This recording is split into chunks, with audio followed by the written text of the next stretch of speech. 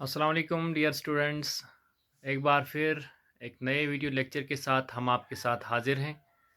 जैसे कि last previous जो हमारा वीडियो लेक्चर हुआ था उसमें हमने बात करी थी इसोफेगस की, फूड पाइप की और स्टमक की बात करी थी, जो दोनों हिस्से हैं ह्यूमन डाइजेस्टिव सिस्टम के। तो आज हम बात करने जा रहे हैं एक और आर्गन, इम्पॉर्टेंट आर्गन जो है ह्यूमन डाइजेस्टिव सिस्टम का, जिसका नाम है स्मॉल इंटेस्टाइन्स। सबसे पहले बात जो है इसको स्मॉल इंटेस्टाइन्स की बात जब हम करते हैं तो पहले आपको ये याद रखना है कि they are termed as small intestines due to their smaller diameter. तो as far as small intestines are concern, coiled structures होते हैं, ट्यूबुलर होते हैं, लॉन्ग होते हैं। और इनकी लेंथ की बात करेंगे, इनकी लेंथ जो है वो अप्रॉक्सीमेटली 6.25 टू 7 मीटर्स होती है। लेकिन ये चीज़ भी याद रखनी चाहिए कि जो लेंथ जो होती है स्मॉल इंटेस्टाइन्स की, वो वैरी करती है फ्रॉम पर्सन टू पर्सन, और वो कोरिलेटेड डायरेक्टली रिलेट होती है with the height of an individual and kind of food.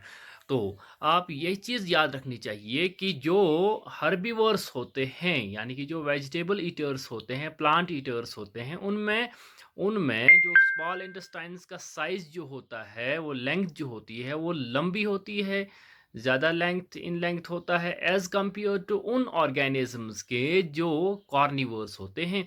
क्योंकि प्लांट्स में जो है सेलुलोज होता है, सेलुलोज की डाइजेशन के लिए उनको ज़्यादा लेंथ चाहिए, ज़्यादा सरफेस एरिया चाहिए, तब जाके उनमें जो है स्मॉल इंटेस्टाइन्स की लेंथ जो है वो ज़्यादा होती है। ऑन दी अदर हैंड जो फ्लैश होता है, मीट जो होता है, वो ईजी टू डाइजेस्ट होता है as compare to the cellulose और as compare to the plants, ठीक है ना। तो आगे जब इनके बारे में बात करेंगे, प्रीवियसली हमने कहा कि जो स्टमक जो था उसमें पार्शियल डाइजेशन होती थी, किसकी? फूड की। तो कार्बोहाइड्रेट्स या फैट्स की वहाँ पे पार्शियल डाइजेशन होती थी। तो हम के ऐसे भी कह सकते हैं कि in this in during the process और in the process of digestion, the semi digested food is from stomach is then passed on to the next site, digesting site, that is small intestines. तो जब हमने बात की small intestines की, ये site है for, इसमें जो है डाइजेशन, हमने वहाँ पे स्टमक में हमने कहा कि वहाँ पे पार्शियल डाइजेशन होती है, लेकिन याद रखना चाहिए कि स्मॉल इंटेस्टाइन्स में जो डाइजेशन है, चाहे कार्बोहाइड्रेट्स हों, फैट्स हों या प्रोटीन्स हों, इनकी डाइजेशन जो है वो कंप्लीट होती है। तो जहाँ तक इनके स्ट्रक्चर का बात है की बात हम करते हैं, तो इन 3 हिस्से होते हैं, 3 parts, they are divided into, they are distinctly divided into 3 parts. सबसे इंपॉर्टेंट और पहला पार्ट जो है that's called as duodenum, another part is that is jejunum, and thirdly ileum. As far as duodenum is concerned, it's a U-shaped or you can say C-shaped part of this small intestines. तो इसमें जो है एक हेपाटोपैनक्रियाटिक ampulla, एक site होती है जो receive करती है सेक्रेशंस, कहाँ से? जो from liver as well as pancreas. जैसे कि आप जानते हैं कि लिवर जो है बहुत इंपॉर्टेंट ग्लैंड है, ये प्रोड्यूस करता है बाइल। तो साथ ही साथ जो है पैनक्रियास जो है, दैट इज स्टोमक के पैरेलल में प्रेजेंट होता है, that also is a very important organ which produces pancreatic juice, ठीक है ना। But you have to remember one thing, that pancreas besides having exocrine function, it also does possess endocrine function as well, ठीक है ना। तो sugar balance जो है वो ये रेगुलेट करता है, वो आगे हम डिस्कस करेंगे जब हम इंडोक्राइन सिस्टम पे पहुंचेंगे, ठीक है ना। तो याद रखना चाहिए कि जहाँ तक तो इम्पॉर्टेंट बात हमने अभी तक जो डिस्कस की कि ये जो होते हैं स्मॉल इंटेस्टाइन जो होते हैं, एक तो इनमें डाइजेशन जो है फूड की वो कंप्लीट होती है, site is a site why the digestion of all types of food, carbohydrate, proteins and fats get completed, ठीक है ना। तो इसके अलावा हमने कहा कि it is the site which receives the secretions from pancreas gland as well as the liver, ठीक है ना। तो बाइल अगर हम थोड़ा बात करेंगे, डिटेल में बात करेंगे कि जो इसमें जो डाइजेशन होती है, प्रोसेस जो है ऑफ डाइजेशन जो होती है इसमें स्मॉल इंटेस्टाइन्स में, वो कैसे होती है। तो सबसे पहले हमने कहा कि लिवर जो है वो प्रोड्यूस करता है बाइल, लिवर से बाइल आता है, वो इंटेस्टाइनल मीडियम में पहुंच जाता है या इंटेस्टाइन्स में पहुंच जाता है। क्योंकि हमने अगर प्रीवियसली थोड़ा आप रिकैप्चुलेट करेंगे, हमने कहा था कि स्टोमक में जो HCl या गैस्ट्रिक जूस प्रोड्यूस होता है, that is acidic in nature, उसका एसिडिक पीएच होता है। तो उसकी वजह से जो वो एसिड HCl जो है वो फूड के साथ मिक्सअप हो जाता है, जिसकी वजह से जो फूड जो वहाँ से निकल के आता है उसका नेचर जो है वो एसिडिक होता है। बट इंटेस्टाइन स्मॉल इंटेस्टाइन में पहुंचने के लिए उस पे जो कि कन्वर्जन या डाइजेशन प्रोसेस या ब्रेक डाउन प्रोसेस को फर्दर कैरी आउट करने के लिए बहुत इंपॉर्टेंट रोल है पैनक्रियाटिक जूस का, पैनक्रियाटिक एंजाइम्स का। और पैनक्रियाटिक एंजाइम्स तब जाके काम करते हैं, तब जाके एक्शन में आ जाते हैं उनके लिए जो मीडियम होना चाहिए वो अल्कलाइन होना चाहिए। अब अल्कलाइन मीडियम उसे कौन चीज़ प्रोवाइड करता है? जो बाइल जो लिवर से आता है वो अल्कलाइनिटी प्रोवाइड करता है मीडियम को। किस मीडियम को? इंटेस्टाइनल मीडियम को। या हम ऐसे भी कह सकते हैं जो एसिडिसिटी जो होती है फूड में, सेमी डाइजेस्टेड फूड में जो स्टमक से आता है उसको न्यूट्रलाइज करने का काम करता है कौन? बाइल, ठीक है ना।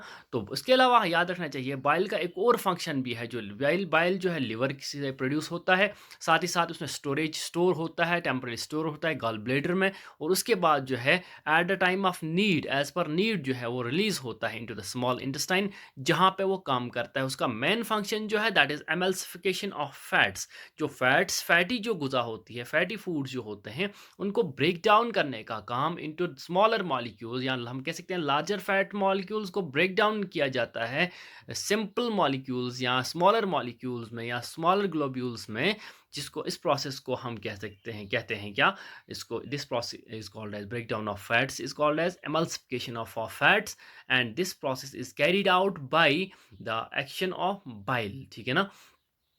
तो साथ ही साथ पैनक्रियाटिक जूस की बात अगर हम करेंगे, क्योंकि हमने दो मेन डाइजेस्टिव जो सेक्रेशंस की बात यहाँ पे की, जो काम अपना काम करती है कहाँ पे? स्मॉल इंटेस्टाइन में। एक हमने बाइल का कहा, दूसरा हमने कहा secretions which come out of which are secrete which come out from pancreas gland. तो पैनक्रियाटिक ग्लैंड में जो सेक्रेशंस निकलती है उनको हम पैनक्रियाटिक जूस कहते हैं। और पैनक्रियाटिक जूस जो होता है उसमें एंजाइम्स जो होते हैं, उसमें ट्रिप्सिन एंजाइम होता है। ट्रिप्सिन एंजाइम जो है या ट्रिप्सिन एंजाइम जो है that is concerned with the digestion of proteins, तो प्रोटेलिटिक एंजाइम है वो। इसी साथ ही साथ पैनक्रियाटिक एमाइलेस होता है, एमाइलेस के साथ लगा हुआ है, तो it's related with the break down और डाइजेशन ऑफ कार्बोहाइड्रेट, स्टार्च का ब्रेक डाउन कैरी आउट करने में काम करता है। साथ ही साथ इसमें पैनक्रियाटिक लाइपेस होता है, और lipase enzyme as you know, lipase are the enzymes which are concern with the digestion of fats. तो फैटी डाइजेस्टिव एंजाइम भी इसमें प्रेजेंट होता है, जिसको हम पैनक्रियाटिक लाइपेस कहते हैं, जो फैट्स का ब्रेक डाउन कैरी आउट करता है, ठीक है ना। और याद रखना चाहिए जो इसमें दैट मीन्स कि जब चाहे बाइल का काम हमने बाइल की बात की या पैनक्रियाटिक जूस की बात की, तो इन्होंने जो सेमी डाइजेस्टेड फूड जो आया था स्टमक से उसको फर्दर डाइजेस्ट किया। लेकिन उसके अलावा जो है अभी तक ये पूरा डाइजेस्ट, कुछ इसमें कुछ ऐसी चीज़ें बची हुई कुछ होती हैं जो पूरी तरह से कंप्लीटली डाइजेस्टेड या एब्जॉर्बड फॉर्म में, एब्जॉर्प्टिव फॉर्म में अभी नहीं आई होती है। तो उसको जो है जो partially digested food which enters the which comes which is present which lies in the duodenum part of the small intestine, that is passed on to the next और middle part of the small intestine, जिसको हम कहते हैं jejunum, ठीक है ना। और तीसरा पार्ट जो इसका है जिसमें हमने कहा इलियम होता है। तो जेजुनम और इलियम की बात जब हम करते हैं, इनमें सेक्रेशंस निकलती हैं, इनमें जो अंदर से म्यूकस लाइनिंग जो होती है उसमें प्रेजेंट होते हैं ग्लैंड्स, इंटेस्टाइनल ग्लैंड्स होते हैं, वो अपनी सेक्रेशंस पोर आउट करते हैं। They are collectively called as succus entericus, ठीक है ना। तो उसमें डिफरेंट टाइप्स ऑफ एंजाइम्स होते हैं। वो एंजाइम्स होते हैं जो प्रोटीन्स को भी डाइजेस्ट करते हैं, वो एंजाइम्स होते हैं जो कार्बोहाइड्रेट्स को भी डाइजेस्ट करते हैं, वो एंजाइम्स होते हैं जो फैट्स को भी डाइजेस्ट करते हैं। तो इसका मतलब ये है कि सुकस एंटेरिकस जो सेक्रेशन इंटेस्टाइनल सेक्रेशंस हैं which come out of from intestinal glands, they are responsible for the completion of in all aspects, completion of or total completion of the digestion process. And in that particular process or that particular step which takes place in the jejunum and ileum area of the small intestines, the succus entericus having the enzymatic activities for all types of food gets leads to the conversion of carbohydrates into simpler carbohydrate molecules, monosaccharides, that is glucose, and proteins into amino acids, fats into fatty acids and glycerol. Okay तो जो digested food अब हमारे पास मौजूद है वो अब that means कि digestion process यहाँ पे हम कंप्लीट कह सकते हैं, क्योंकि अब हमारे पास जो फूड है, जो हमने न्यूट्रिशन जो हासिल करी थी, जो फूड आइटम्स हैं वो उस शक्ल में इस वक्त हमारे पास मौजूद हैं कि हमारा जिस्म जो है इसको डायरेक्टली अब इस्तेमाल कर सकता है। दैट मीन्स अब क्या होता है कि जो डाइजेस्टेड फूड है that undergoes next process, that is absorption process. जो इंटेस्टाइनल वॉल जो होती है, इंटरनल वॉल, वो बहुत थिन होती है, म्यूकस मेम्ब्रेन प्रेजेंट होता है, और साथ ही साथ उसमें लगे हुए होते हैं smaller blood vessels called as blood capillaries. तो डिफ्यूजन प्रोसेस के थ्रू जो है डाइजेस्टेड फूड जो है वो एब्जॉर्ब होता है, डिफ्यूज होता है from intestines into the blood stream. तो फिर ब्लड स्ट्रीम जो है उसको कैरी करती है टू ऑल बॉडी पार्ट्स। याद रखना चाहिए एक और चीज़, जो कि एब्जॉर्प्शन प्रोसेस भी होती है, डाइजेशन भी होती है स्मॉल इंटेस्टाइन्स में। तो एब्जॉर्प्शन प्रोसेस के लिए जितना ज़्यादा सरफेस एरिया होगा उतनी ज़्यादा एब्जॉर्प्शन होगी।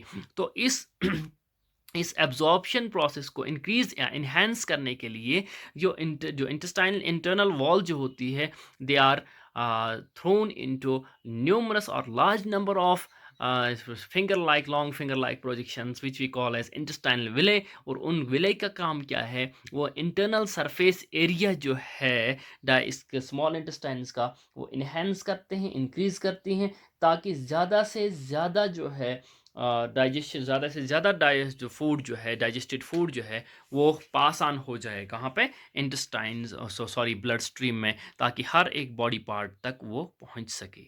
इसके अलावा अब हमारे पास जो सिंपल फूड मॉलिक्यूल्स जो हैं वो एब्जॉर्ब होते हैं दिस ब्लड स्ट्रीम में, ठीक है ना। तो उसके बाद सेल्स तक पहुंचे हैं, और सेल्स तक पहुंचने के बाद वो डायरेक्टली अब रेडी होते हैं उसके यूटिलाइजेशन के लिए, यानी कि इस्तेमाल करने के लिए, ठीक है ना।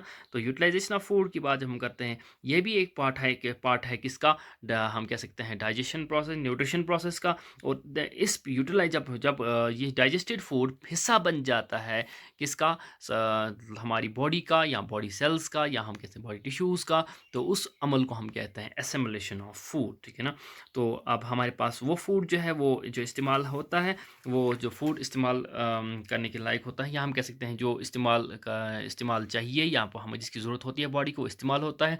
बचा कुचा फूड जो होता है वो लिवर में स्टोर रहता है in the form of carbohydrate form called as glycogen, yes.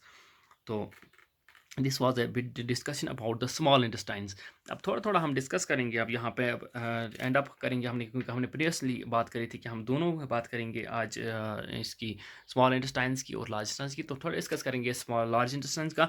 Large intestines हम इनको जो लास्ट आर्गन है उसको इसीलिए लार्ज इंटेस्टाइन कहा जाता है क्योंकि इनका डायमीटर जो है वो लार्ज होता है, और जो अनडाइजेस्टेड फूड जो है वो एब्जॉर्ब होता है इनटू द ब्लड स्ट्रीम, और अनडाइजेस्टेड फूड जो होता है उसके बाद वो पास ऑन होता है आगे की ओर। लास्ट आर्गन जो है डाइजेस्टिव ट्रैक्ट का, एलिमेंट्री कैनाल का, जिसको हम कहते हैं लार्ज इंटेस्टाइन। तो अनडाइजेस्टेड और अनएब्जॉर्ब, हम कह सकते हैं अनडाइजेस्टेड और अनएब्जॉर्बड फूड जो है वो सेंट इनटू द और passed on into the large intestine. तो लार्ज इंटेस्टाइन की बात जब हम करेंगे, इनका जो लेंथ की बात करेंगे 1.5 टू 1.8 मीटर्स इनकी लेंथ होती है, और डायमीटर की बात करेंगे राउंड अबाउट 6.5 सेंटीमीटर्स इनका डायमीटर होता है।